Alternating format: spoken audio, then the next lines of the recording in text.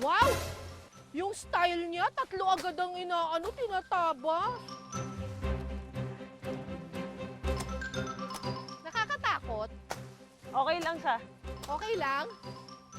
Kapag crossfitter ang naglilinis dito, dapat naka-hook grip para mas matibay yung grip.